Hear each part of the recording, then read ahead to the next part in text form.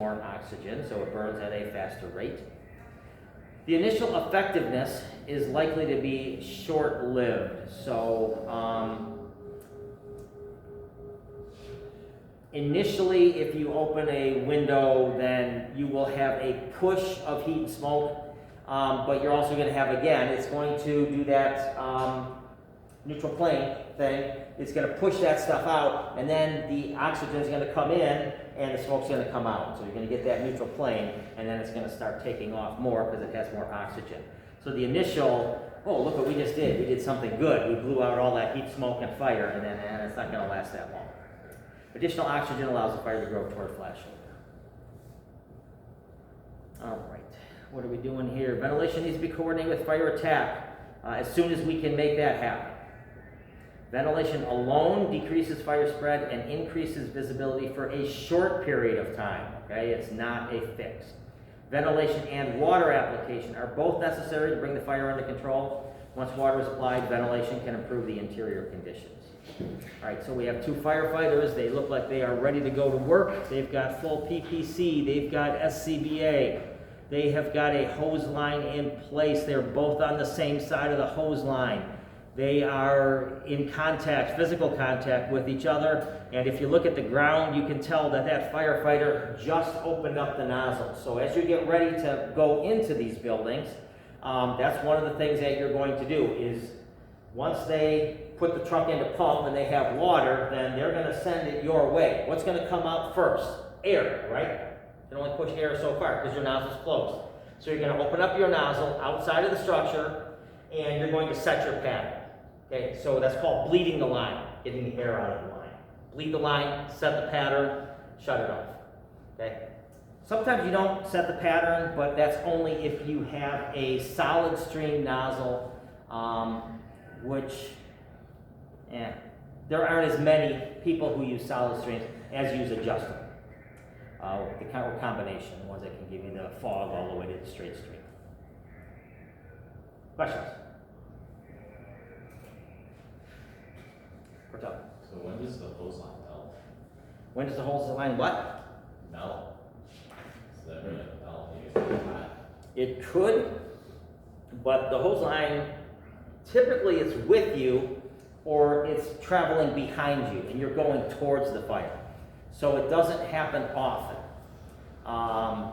But could it happen? Yes.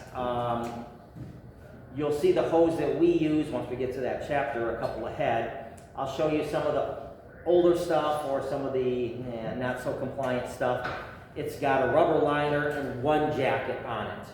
The stuff that we use has got the rubber liner and two jackets on it. So it's going to be there for a little bit longer. It's a little bit more durable. It can still burn through. But typically, even if there's some fire in this room, but the main fire is there, I'm going to open it up here and take care of this fire, just so we're not crawling through fire and dragging our tools and hoses through the fire.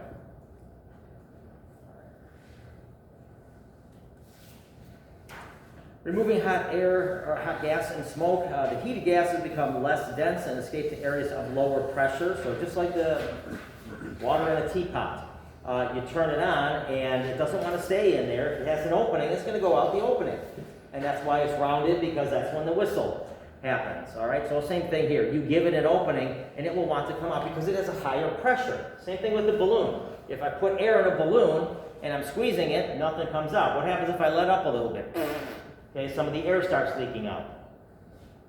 As hot gas escapes, they create a lower pressure and draw in cooler ambient air. So that's going to be the neutral plane starts to form. You get your initial push of all of that built-up pressure is going to come out, but once it starts to equalize a little bit, then that neutral plane is going to form, and oxygen is going to come in, and then it's going to start building back up at a higher rate.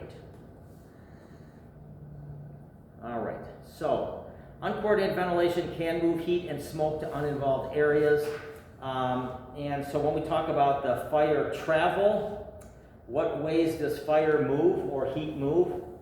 Obviously, one of them is right there. Convection. Who remembers the other ones? Going way back. Stanley.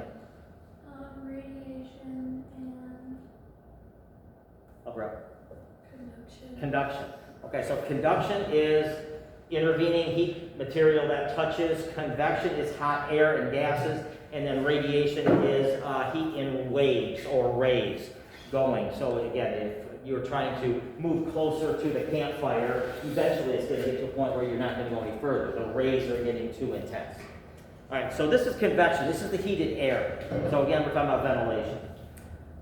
All right, so uncoordinated ventilation can move heat and smoke to uninvolved areas. And what's the difference between these? Okay, and it's the door. Okay, so we should be, again, residential. We should be sleeping behind closed doors. Again, it does give us that 20-minute barrier, and I know that everyone's got their reasons. If they don't, you know, how will I hear if someone's trying to break in or whatever the case? And you know, you make your own choices. But from a fire safety point of view, you should be sleeping behind closed doors. So this one's closed. It's not going to go in there until it burns through. So a lot of it's got to build up before it goes through. This one's closed. This one's open. So it's going to head here. And eventually it's going to start working its way into here and here because it doesn't show a closed door. But it's just got to do with proximity of the fire. So there's nothing magical about this. It's exactly as you would have guessed, even if we didn't have this slide. The fire is going to move its way outward from that compartment into neighboring compartments. The first thing is the hallway. Next thing it's going to do is find an opening, which happens to be this room. And it's going to start moving in there. And then as it pushes forward, it's going to find the next opening, which is here and then here and eventually there. Ventilation openings. Remove less heat and smoke than previously thought. So, it does alter the flow path, we know that. It introduces air, which can alter the fire's development and intensify its growth, we know that. And they have to be made to allow smoke, heat, and toxic gases to escape. So we do want that out of there in many cases so we can do our job, make it more tenable for victims inside. So we will be doing that. Not every fire, where it needs to be done. Again, if it's light smoke, then we're not going to be thinking about doing ventilation just yet. That may change down the road. Water application coordinated with ventilation, so this is what we want, can minimize the effects of new air on fire growth, because you've got a hose line there, and it transitions the fire from vent limited to fuel limited, because you are putting water on the fuel and you are pre-wetting the surrounding combustibles, making them harder to ignite because they have to heat up and get burn off moisture and all that type of stuff. So water is good, good, good. Tactical ventilation can create more tenable conditions, so that's why we think about it. It's an increased oxygen concentration, so think of those people who don't have SCBA on, people inside the home. Reduces the concentration of toxic products of combustion, okay, gets rid of that stuff.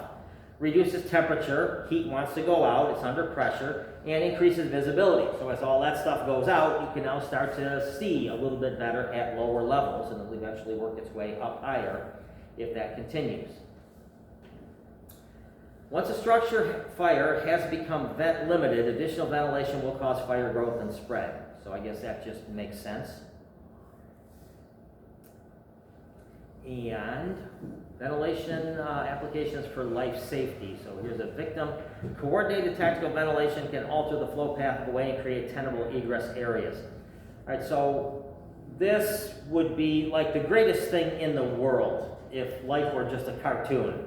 I would draw a cartoon of two firefighters dragging a victim. I would put a vent hole directly on one side of them, the fire side of them, and I would put that little cartoon hole right above that. So as that heat, smoke, and gas is coming towards them, it finds that opening, and it wants to go up and out. Heat wants to go up and out. Smoke wants to go up and out. It's being blocked by the ceiling until you put that hole in there, and then it's going to go out.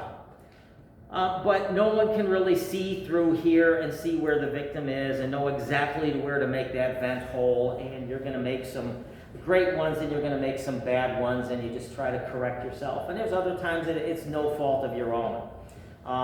So what can we do? What if we put that vent hole and it's in a bathroom? Okay, you missed. The fire isn't there. It's in the bedroom. You just missed it.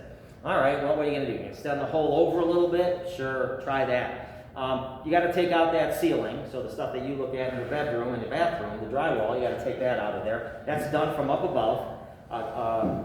Pike pole goes up with you if you're gonna be doing venting. You could miss the room, you could be in one bedroom instead of the other bedroom, so that could be a problem. And I think, did we ask this question before? Who has got plywood up in your attic? Probably, okay, there's a few. Probably to store like out of season decorations and, well, you don't, because you decorate it all year round on your Christmas tree. But some of us store our out of season stuff up there, right? All right, so what are you gonna do? Nothing we can do. You're not gonna drop down in there and then cut that. So if you can't get it from the roof, then you're just gonna radio the incident commander that you can't do it. And again, what we just found out here was what, maybe 15% of the time, you're gonna have that situation. All right, so do you try to move over a little bit, make another vent hole? These take time to make a vent hole. It's time that you're up on the roof, the fire is growing, so you don't really want to make Swiss cheese out of it because every cut you make weakens the roof. So you're kind of doing a gamble here. Let's see if this works. In 85% of the cases, it's going to work. In 90% of the cases, we're going to be in a good spot, and then go from there. When would you not be in a good spot? Again, you're in the wrong room. But if the building is completely charged with smoke, the only wrong spot would be directly into a closet with a closed door. Okay? Directly into a bedroom or a bathroom with a closed door. Those aren't going to help our situation. Those are blocking heat, smoke, and gases from going into them. So the hallway would be better, if only you could see where the hallway was exactly. But if it's a completely smoke-charged structure, aim for the middle up high. And you probably aren't going to be too far off from where you need to go. If you can see, you pull up to the structure and you see the flames are burning over on this Alpha Delta corner over here, or the Alpha Bravo on this side, then go ahead and move your vent hole over there. That's what you're trying to do, is get rid of that heat, smoke, and gas. So you want your vent hole to be as directly over the fire as possible, adjusting for the fact that you don't have X-ray eyes. All right, ventilation applications for interior operations, interior fire attack, and search and rescue.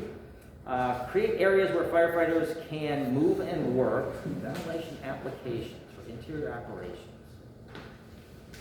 Okay, let me think. Can create areas where firefighters can move and work. All right, so it can get rid of some heat, smoke, and gases. So it can give you a safe haven. Ventilation should be organized to prevent the fire from spreading. Organized with what? Fire attack.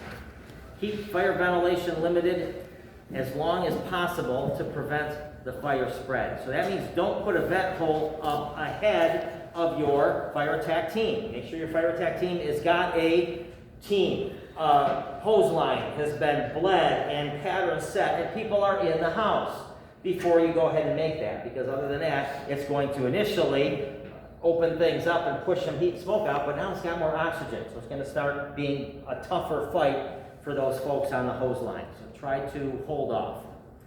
And search and rescue should be delayed until the lines are charged and the crews are ready, which is what we just kind of talked about. All right. We will get back to this in a little bit. What I wanted to do is do a couple things with your SCBA. So you can, what's the best way to do this? Bring your PPC and your SCBA down to the app room floor and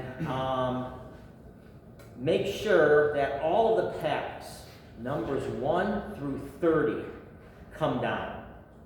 Just want to do a quick idea of who's using what pack. You all have a number. You all should be using your number. I know that some of them have problems.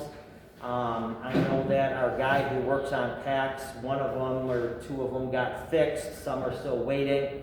I want to write down exactly what's going on with some of those. And I think I'll bring that list with me. Who had the broken chest strap? Okay, that one's leaning up by your locker. That one's fixed. You should be good there. Did you have your hand up?